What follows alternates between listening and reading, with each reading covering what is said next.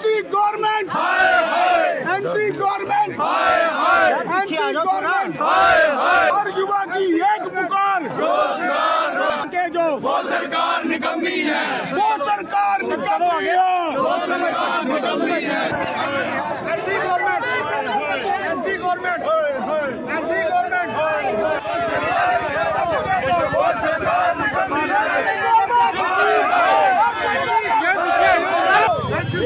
होश में आओ, होश में आओ, होश में आओ, होश में आओ, होश में आओ, होश में आओ। शांतिपूर्ण प्रोटेस्ट था आज, वो सिर्फ इसलिए कि लोगों से जो उन्होंने वादे किए थे वो ये फुलफिल नहीं कर पाई गवर्नमेंट।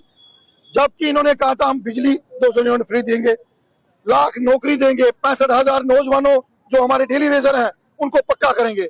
आज उनके परिवार इनको रो रहे हैं, वो बेचारे रिटायर होने के बाद घर जा रहे हैं, खाली हाथ जा रहे हैं, तो किसके ऊपर बददुआ है? वो किन उन बच्चों के जो पूरी नौकरी कर चुके उनका हिसाब कौन देगा? तो ये बातें थी।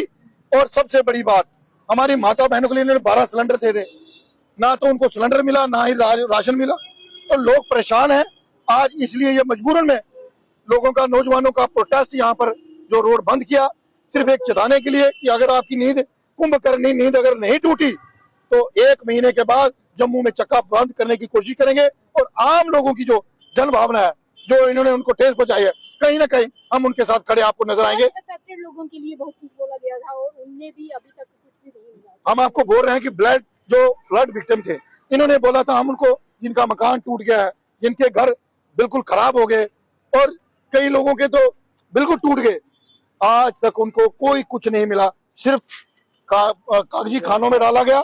और आज हालत ये है कि वो इनकी जान को रो रहे हैं।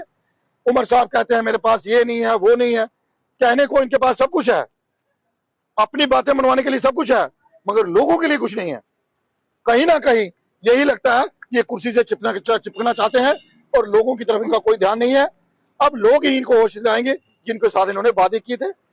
1 लाख नौकरी, 12 सिलेंडर, 65,000 जो डेली वेजर थे उनको पक्का करने की बात थी, और 200 यूनिट बिजली फ्री देनी है।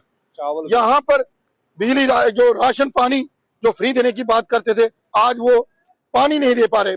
जो मीटरों के इतने लंबे बिल आ रखे हैं उनकी तरफ इनका कोई ध्यान नहीं। और जो बेचारा 200 या 500 रुपए कमाने वाला है, उसके घर में लाख रुपए का बिजली का बिल भेजते हैं, शर्म की बात होनी चाहिए। उन गरीब लोगों के लिए कौन सोचेगा? तो ये सबसे बड़ी बात है। अगर ये मुद्दे हल नहीं हुए तो हम 1 महीने के बाद आपको फिर सड़कों पे मिलेंगे। और हमने जो प्रोटेस्ट किया है वो उमर अब्दुल्ला सरकार के खिलाफ किया है, क्योंकि हम पूछ रहे हैं, उमर अब्दुल्ला सरकार को याद दिला रहे हैं कि साहब 200 यूनिट बिजली इस महीने भी ना आया हमारे पास। जो सैलाब आया था 6 महीने पहले जम्मू में, जिसके अंदर इतनी तबाही हुई थी, इतना लार्ज स्केल सैलाब हुआ था, उसकी कोई रिहेबिलिटेशन की बात नहीं की गई है। किसको रिहेबिलिटेट किया जाएगा, किसको पैकेज मिलेगा, कोई पैकेज के बारे में कोई डिस्कशन नहीं है। चौधरी रमजान साहब, ओबरॉय साहब और सजाद किशोर साहब जाके होम मिनिस्टर को कल मिलकर आते हैं और बात क्या करते हैं, बिजनेस रूल दे दो जनाब। आपको यहाँ पर आपको जम्मू कश्मीर के लोगों के लिए करना था, आपको ये कहना था जनाब, आपको अगर बात करनी थी, अगर आपको दिक्कत हो रही है 200 यूनिट बिजली बनना, एलजी बात लिख कर देना था, उसमें उस चिट्ठी में लिखना चाहिए था आपको कहाँ पे आपको एलजी साहब सरकार, क्योंकि कहीं पे कोई रोक टोक नहीं है। ये उमर अब्दुल्ला सरकार खुद काम नहीं करना चाहती और उसका बहाना इधर उधर फेंक रही है। और इनका पर्पज एक ही है, इनका पर्पज ये है कि जो उन्होंने झूठ और फ्रॉड के बेस पे एक मैंडेट लिया, लोगों को मिसलीड करके, उस मैंडेट को डिफीट कर दिया एक किस्म से लोगों का, और लोगों के विश्वास को तोड़ा। और हम अब सड़कों पे उतरते रहेंगे, रेगुलरली उतरते रहेंगे, और ये बात उमर अब्दुल्ला सरकार को याद दिलाते रहेंगे कि जम्मू के लोग अब चुप नहीं बैठेंगे और हम उठ के बकायदा इस बारे में बात करेंगे। उमर अब्दुल्ला सरकार 12 वादे में से एक वादे में एक कदम नहीं ले पाई है। अगर आप देखेंगे रिजर्वेशन के मामले में जब लोग सड़कों पे पहुंचे, उनके घर के दरवाजे पे पहुंचे, तो उनको याद आया ये भी एक इशू है। तो ये से साफ दिखती है कि उमर अब्दुल्ला सरकार बेसिकली एजेंडा चला रही है बीजेपी का। जब आप कल की चिट्ठी पढ़ेंगे, उन्होंने बीजेपी का जो एजेंडा है, नैरेटिव है, आर्टिकल 370 देखकर उसको रेगुलराइज किया है, उसको नॉर्मलाइज किया है। जब आप रिजर्वेशन में रैशनलाइज नहीं करना चाहते हो, आप बीजेपी का एजेंडा रन कर रहे हो। जब आप वक्त के ऊपर डिस्कशन नहीं करते हो असेंबली में, लार्जेस्ट मुस्लिम स्टेट होकर आप बीजेपी का एजेंडा चला रहे हो। आप हर जगह बीजेपी का ही नैरेटिव चलाते हो। जब आप वोट चोरी को कहते हो कि वोट चोरी पर मैं विश्वास नहीं करता, वो एक और बीजेपी का एजेंडा है। कल आप दिन दूर नहीं है जिसमें गांधी को भी कहेंगे कि गांधी सही नहीं था और गोडसे सही था।